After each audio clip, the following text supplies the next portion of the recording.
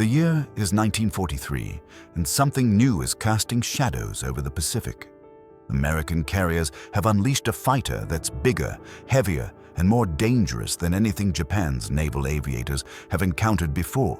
Back in Tokyo, intelligence officers are poring over pilot reports, trying to make sense of this hulking machine that doesn't fight like anything they've studied. They call it just another American brute, a stopgap measure until something better comes along. But within months, that dismissal will turn to alarm, then dread, and finally a reluctant admission that will shake Japan's confidence to its core. This is the story of the F6F Hellcat and how Imperial Japan completely misjudged the fighter that would help seal their fate in the Pacific skies. When the Hellcat first roared off carrier decks in late 1943, it carried with it the weight of hard lessons learned in blood. Grumman hadn't set out to build a revolutionary fighter. They'd set out to fix everything that was killing American pilots in the early war years. The Wildcat had been brave and stubborn, but it was outmatched by the nimble Zero in too many ways that mattered. So Grumman's engineers went back to their drawing boards with a singular obsession: build something that could not just survive against the Zero, but dominate it completely. What emerged was a fighter that looked like the Wildcat's bigger, angrier cousin. The Hellcat packed a Pratt & Whitney R0800 Double Wasp engine churning out 2,000 horses of raw power. That engine pushed the Hellcat to speeds approaching 380 miles per hour, leaving the Zero gasping in its wake. But speed was just the beginning. The Hellcat could climb like it was being pulled by invisible cables, dive without tearing itself apart, and absorb battle damage that would send lighter fighters spinning into the ocean in pieces. 6 50 caliber Browning machine guns sat in those thick wings, each one capable of shredding enemy aircraft with devastating precision. Armor plating surrounded the pilot's seat and head. Self-sealing fuel tanks meant that a hit wouldn't automatically turn the plane into a fireball. Every inch of the Hellcat screamed one message: this pilot is going home. But here's what made the Hellcat truly different. Grumman involved combat pilots in every stage of its development. These weren't engineers guessing what might work in theory. They were taking direct feedback from men who'd faced the Zero and lived to talk about it. Cockpit visibility maximized. Maintenance access simplified. Carrier landing characteristics refined until deck crews could turn them around faster than any fighter before. Japanese intelligence analysts, when they first got reports of this new American fighter, barely blinked. Their assessments classified it as a minor evolution. Slightly more powerful than the Wildcat, but fundamentally the same kind of aircraft. Heavy, predictable, built by a nation that valued brute force over finesse. What Tokyo's experts completely missed was that America had stopped trying to build a Japanese-style fighter. They'd built something designed for a completely different kind of war. At first glance, the Hellcat looked almost ungainly compared to the Zero's elegant lines. Where the Zero was a katana, all curves and deadly grace, the Hellcat was a sledgehammer wrapped in sheet metal. But that bulk concealed a philosophy that would rewrite Pacific air combat. This wasn't about winning air shows. This was about winning wars. The Hellcat's reinforced airframe could take punishment that would rip lesser aircraft into scrap. Pilots who barely made it back to their carriers with wings that looked like Swiss cheese and cockpits riddled with bullet holes all told the same story. The Hellcat refused to die. It was forgiving to fly, stable when things got chaotic, and built from the ground up to keep its pilot alive when everything went wrong. That massive engine gave it climbing power that shocked Japanese pilots used to having the altitude advantage. The thick armor around vital components meant pilot casualties dropped dramatically. Its wing-loading characteristics gave it stability in high-speed dives and tight maneuvers, enabling the kind of hit-and-run tactics that made the Zero's traditional advantages irrelevant.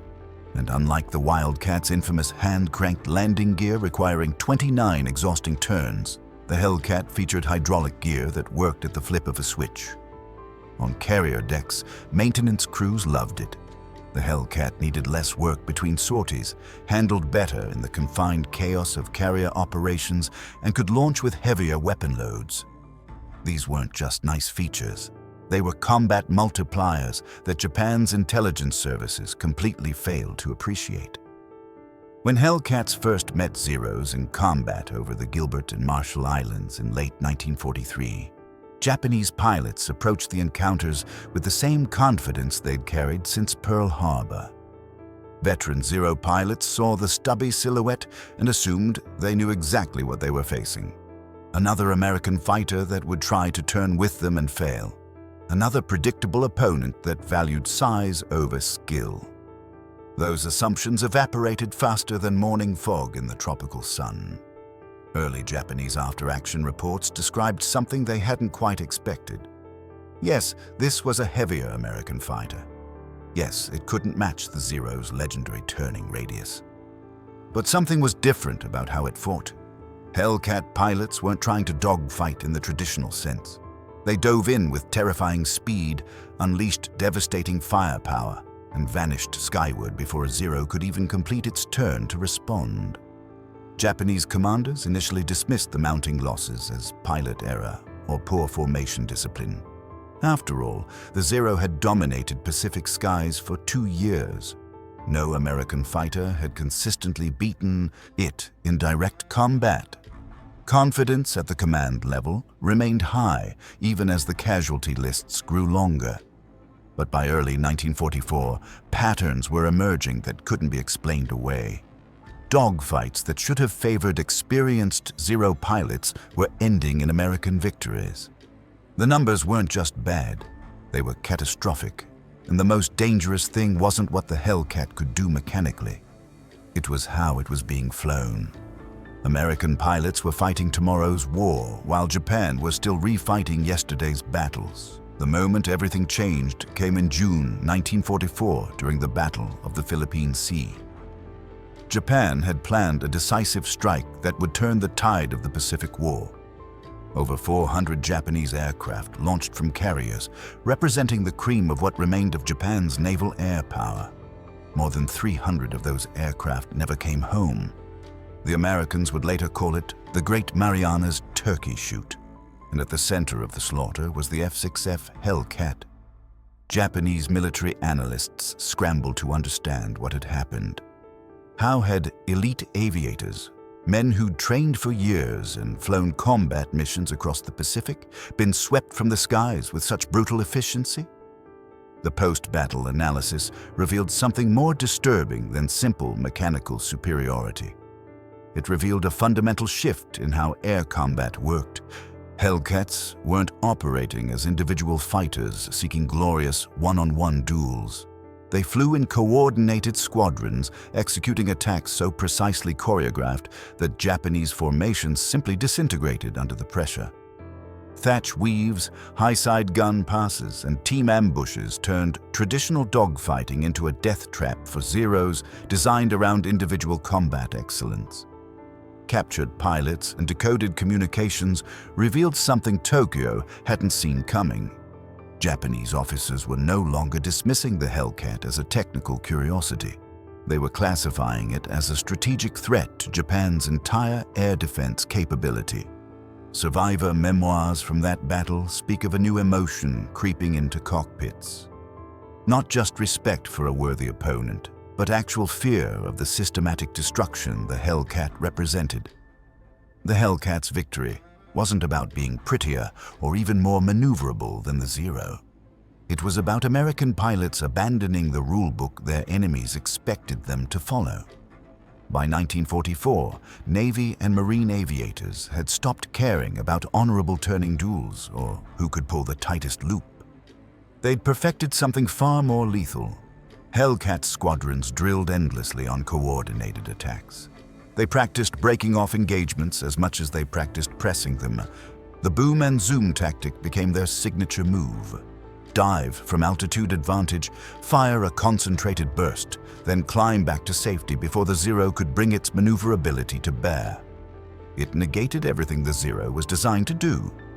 Japanese commanders initially misread this tactical approach as cowardice. Their doctrine emphasized personal valor and direct engagement. When Hellcat pilots refused to stay and dogfight, when they disengaged and attacked again from a different angle, Japanese leaders saw dishonor rather than discipline. But this wasn't cowardice, it was calculated dominance. Even veteran Zero pilots, aces with dozens of kills to their names, began reporting something that shook them. American fighters that wouldn't play by the rules yet kept winning anyway. The Hellcat wasn't just shooting down aircraft, it was dismantling the entire psychological foundation of Japanese air combat doctrine. By early 1945, American intelligence teams recovering from captured territories found a treasure trove of Japanese military communications.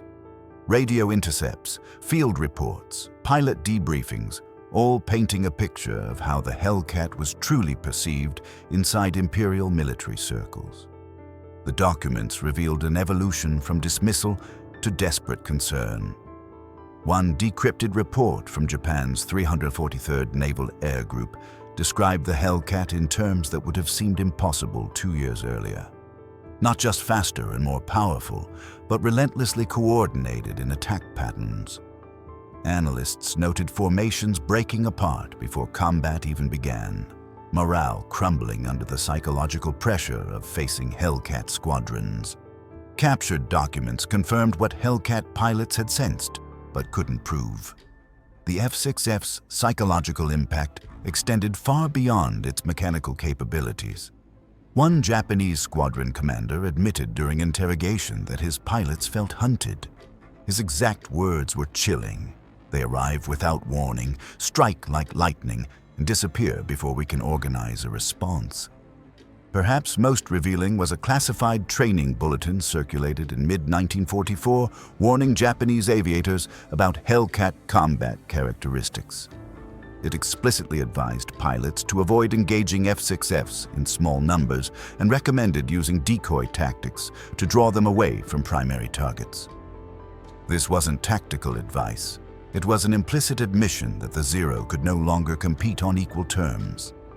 Japan's faith in their fighter had been systematically demolished, not just by performance statistics, but by repeated, humiliating defeats that couldn't be explained away. The myth of Zero superiority, carefully cultivated since 1941, lay shattered across Pacific atolls and carrier decks. And the most terrifying realization for Tokyo, they had no replacement waiting in the wings. Fear doesn't always announce itself with loud proclamations. Sometimes it creeps in silently, changing behavior before anyone acknowledges what's happening. By mid-1944, veteran Japanese pilots were showing unmistakable signs of this shift. The Hellcat wasn't just defeating them, it was haunting them. Reports from surviving aces revealed dramatic changes in mindset. Bravado and overconfidence, hallmarks of early war. Japanese aviators had given way to caution bordering on paranoia. Squadron leaders began plotting flight paths specifically to avoid areas with heavy Hellcat presence. Entire missions were scrubbed if intelligence suggested F6F squadrons were operating nearby. This wasn't cowardice in the traditional sense. It was survival instinct, overwhelming doctrine. Pilots complained about mechanical inferiority, certainly, but what dominated their reports was the sheer relentlessness of Hellcat attacks. They described American pilots as cold, methodical, almost mechanical in their execution. The coordinated tactics had broken something fundamental in Japan's warrior culture approach to aerial combat. One veteran pilot's journal entry captured it perfectly. We can no longer predict what the Americans will do next.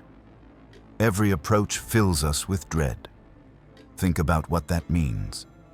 The same Zero pilots who'd once treated American fighters like target practice were now second-guessing every decision when Hellcats appeared. The aircraft that had dominated Pacific skies was now flying scared. Japan's entire military doctrine had been built around idealized combat.